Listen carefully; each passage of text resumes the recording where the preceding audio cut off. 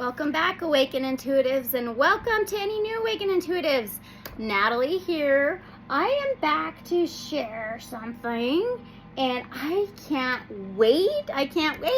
Anyway, I'm wishing you're all doing great and filled with Source Divine Creator's love and light, only unconditionally. So be it. Okay, so this is what is going on here. This is called the Blind Spot Oracle Cards by Teal Swan, and it's a 78 card deck and guidebook, and it's just gorgeous. And when I seen some of the pictures of the cards, I was like, oh yeah, I can't believe I haven't seen them before. So I can't wait. Let's open them. I'll read you the back and I'll show you the cards, and we're gonna pull some general energy messages for us, any guidance that we could use in the moment, timeless moment, okay? And of course, all this is for entertainment purposes only. Truth is always stranger than fiction. Let me glow, let you glow. Let me glow and let you glow. Use your discernment and unconditional love and light, so be it. And I'm wishing you always have an open mind and heart, because if you don't learn anything, you don't grow, and you can't, it's harder to receive the love and light. Okay, anyway, so let me read you the back of this. I just got done cleaning garbage up outside. Anyway, so it says, what are you not seeing? Really? Oh my goodness. Okay. The Blind Spot Oracle cards have a simple but incredible effective purpose to reveal what you are not aware of relative to the question you are asking. Our blind spots may hide motives, fears, desires, needs, truths, reasons, habits, patterns, the list goes on. This oracle will make you aware of them, and if you are aware, you can take action. Oh my gosh, awareness is very important. Draw one of the 78 sigil symbol cards to get clarity on any issue. Try out the specially created spreads for amazingly insightful perspectives on conflict and group situations. Connect with the energy of the sigils through artwork painted in trance conditions by Teal Swan. Teal Swan is a personal transformation revolutionary who was born highly intuitive, a renowned author, speaker, and modern spiritual leader. You may have heard of Teal Swan.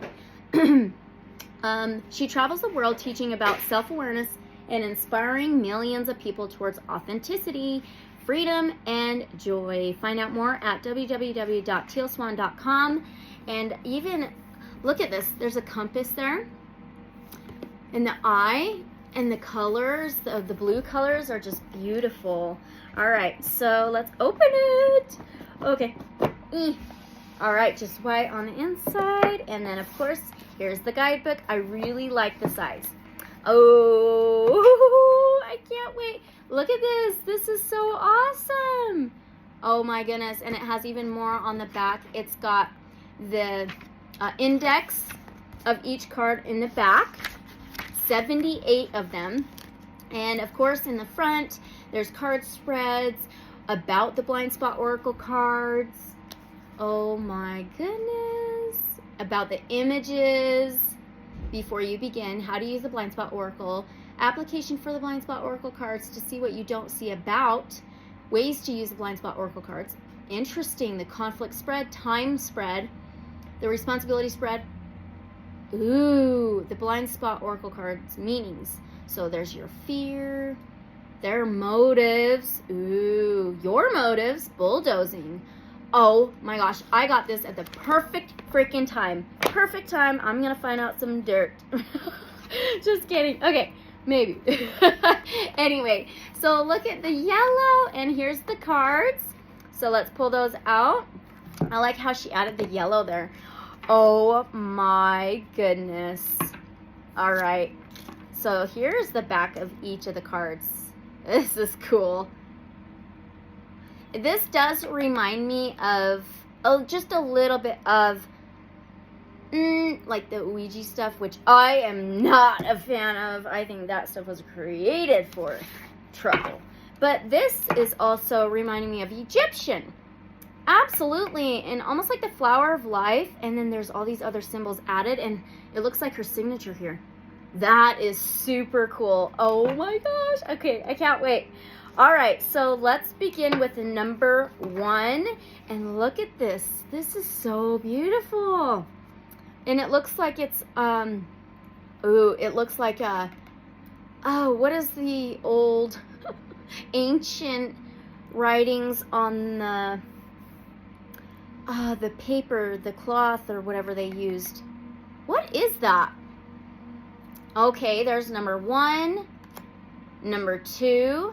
Oh my gosh, look at this symbol here. That looks like that symbol. What is that called again? Let me grab it. I just bought this last weekend. What is the symbol called again? I just can't think of it right now. It almost looks like that. Can you hear the bells on it? Super beautiful. Oh my goodness. Okay, and then we'll pull some general messages. All right, 3. These are so cool. I like the size. And there's a lot in here. 4, especially for oracle cards, there's 78 in a tarot. There's a number 5. Ooh, number 6. Wow.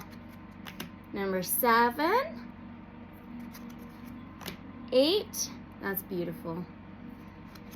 9. Oh, that is so cool. 10. Oh my gosh, they're just getting better and better and better. 11. Looks like the scale's a little bit. Ooh, 12. There's hearts in here. 13. 14. Oh my gosh. Wow. 15. 16. 17. Oh my gosh, these are so cool. 18. I cannot wait to learn more about these and what the meanings are. This is interesting. Number 19. 20. Wow. 21. Oh, that's interesting. It looks like some kind of ancient machinery or contraption or something. 22. Look at the crescent moons on there. This is awesome. 23. 24. I don't know if I'm going to go through all of them. 25. 26. That's beautiful. Ooh, 27. 28. Oh, that's awesome. 29. You can see that they're shiny. Got a shiny finish. They are not gilded. That's all right. 30. 31.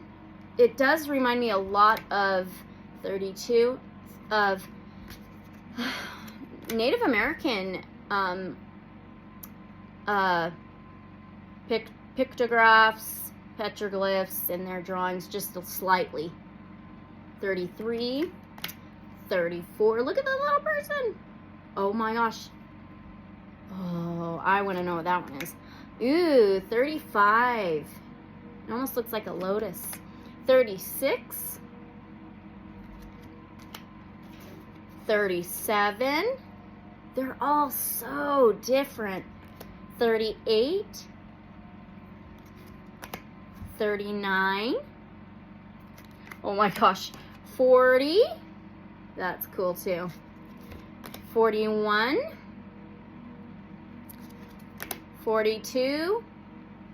We've got 30 to go. 43.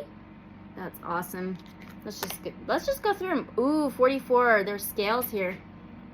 And an eye. Seeing the truth. 45. Ooh. Wow. 46. They are all so different. 47. 48. 49. 50. Wow. 51. I love the arrows too. 52. Wow. 53. 54. That looks like music symbols. 55. 56. Wow. I am in love. Ooh, 57.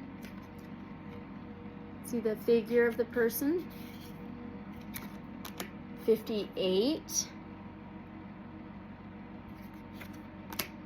Wow. 59. That one's so cool. 60.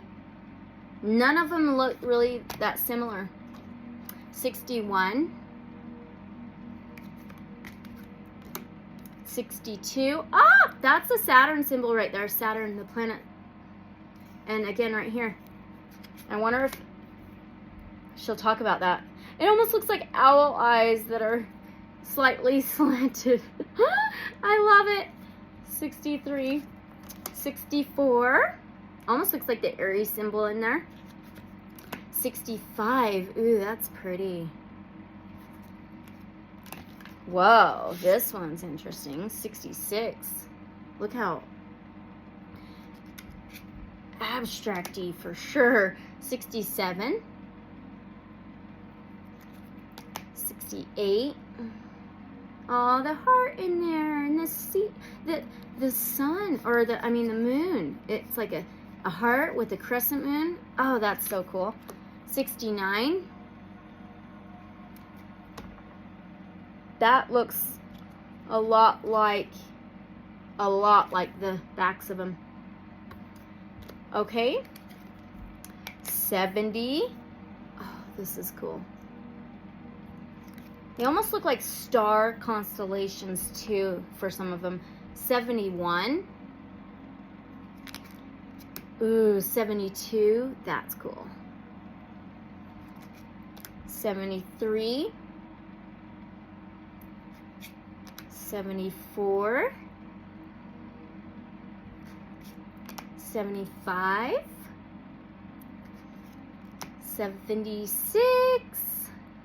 I love them. 77. Ooh, the little symbols up here. And 78. It looks like a clock almost. Oh my gosh, how freaking cool. I love them.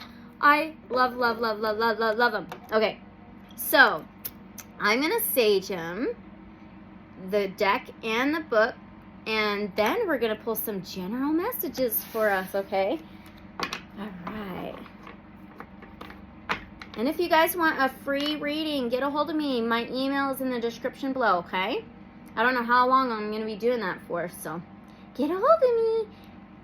Divine Source Creator, protectors, ancestors of our love and light only, please cleanse this deck, every single card, from any energy we do not need. That's not going to serve our highest good. Any attachments, cords, ties that are not of love and light only, please. As well as the guidebook.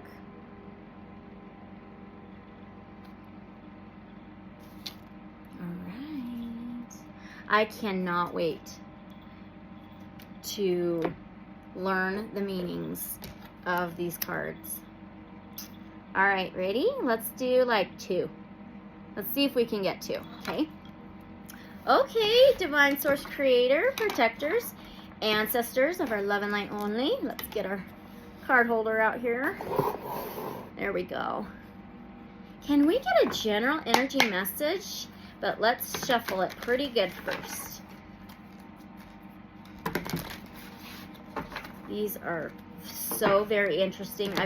I've never seen an oracle or tarot deck like this before. With just sigils, symbols. Wow. Okay. Let's see what we get. One mortgage. All right. Can we get a general energy message, please? For us watching. For those of us watching, please. of the love and light only. There's one. Let's see, let's pull one more. Ooh, there's so many in here. It's fat. It's like my Lemurian Star Child Oracle deck. That's fat because there's so many of them. Okay, but there's 80 in that one. All right, that's the first one, number 52. 5 and 2 adds up to 7. The 7th house is relationships, unions, partnerships, and let's see. And we have a number 26. 2 and 6 adds up to an 8. 8 is changes, transformation, deaths, rebirths, endings, and new beginnings. Awesome. Let's find numbers 52. Let's see. Oh my gosh, I can't wait. All right. Oh, it's so detailed. Oh, so good. Okay. So, if you have drawn this sigil, it's called overlay. This is called overlay. Wow. Okay. Ready? If you have drawn this sigil, you are currently stuck in an overlay. You are being called to step out of it so as to base your thoughts, words, and actions on reality instead. Imagine that a person is in a prison cell from which there is no escape.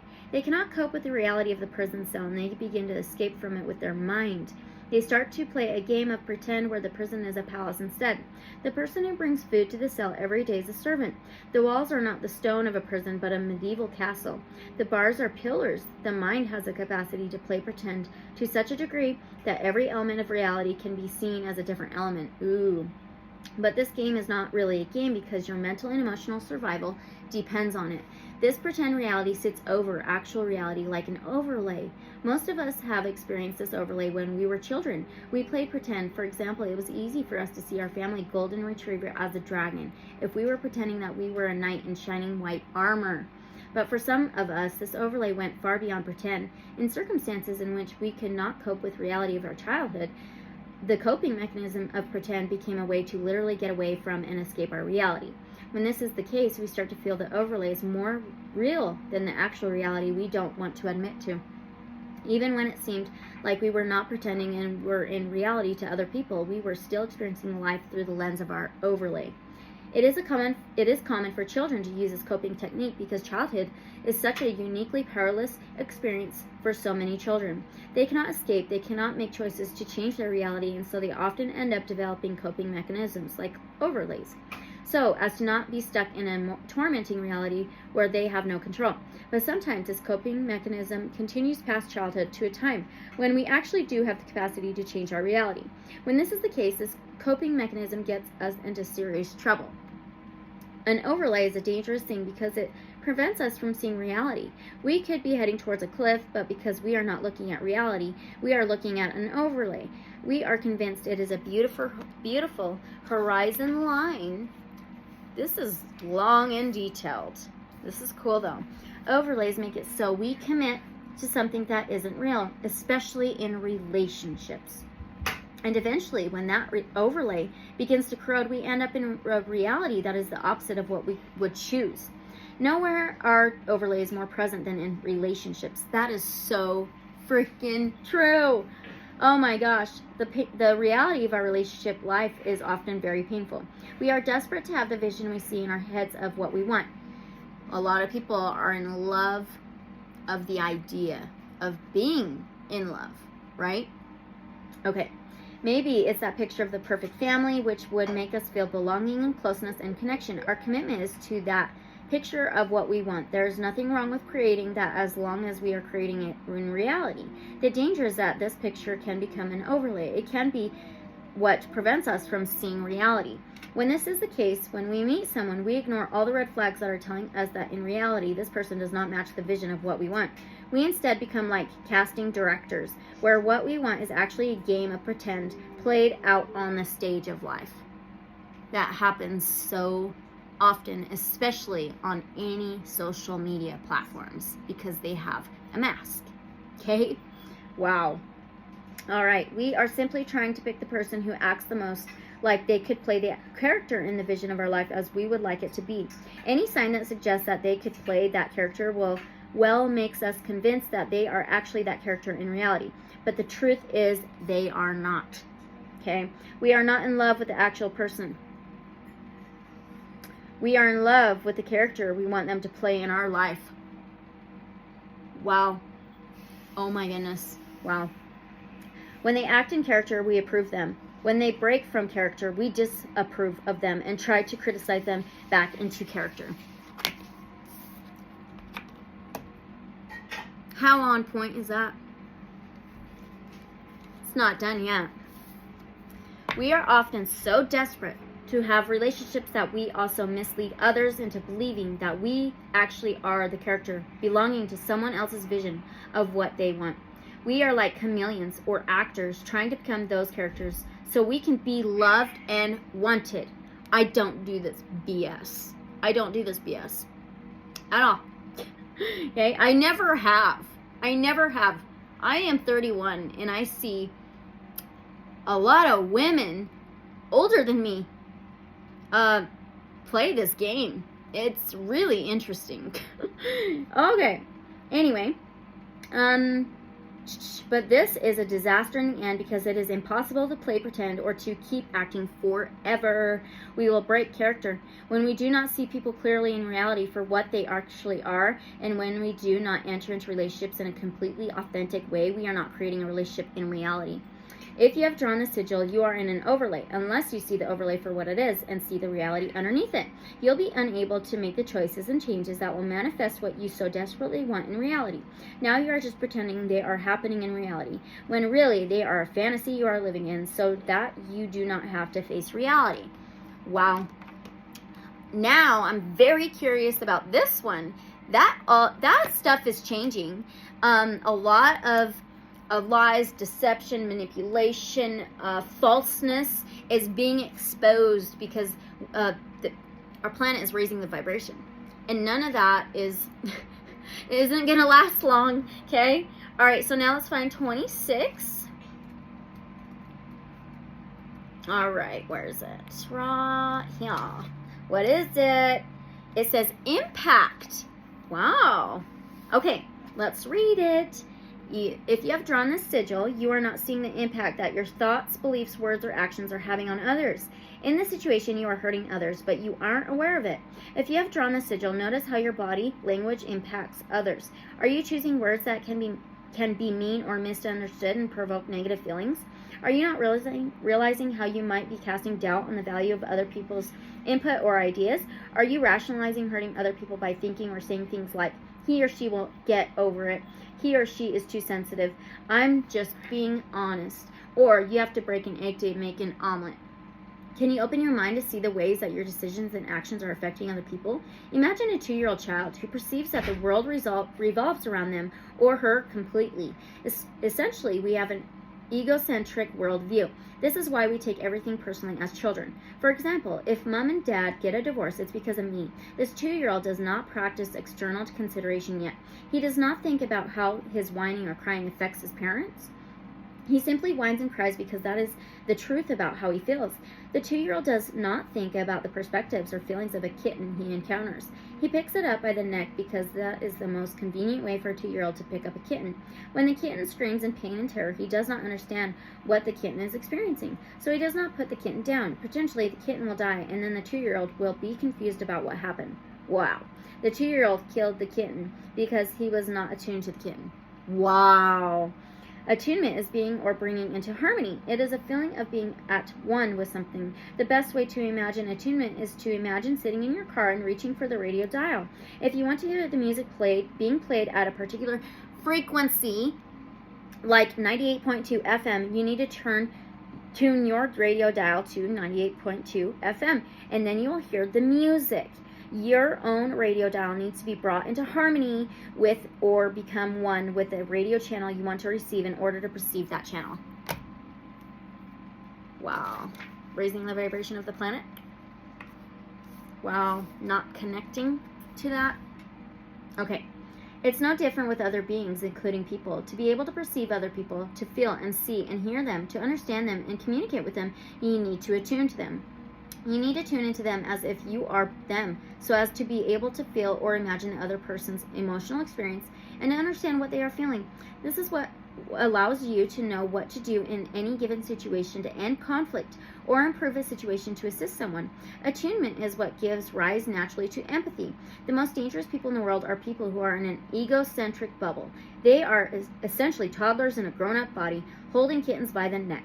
But those kittens are other people. And even though it would be great if all people just naturally developed out of the egocentric bubble into attunement, the reality is that some people do not. They stay in a reality built for one.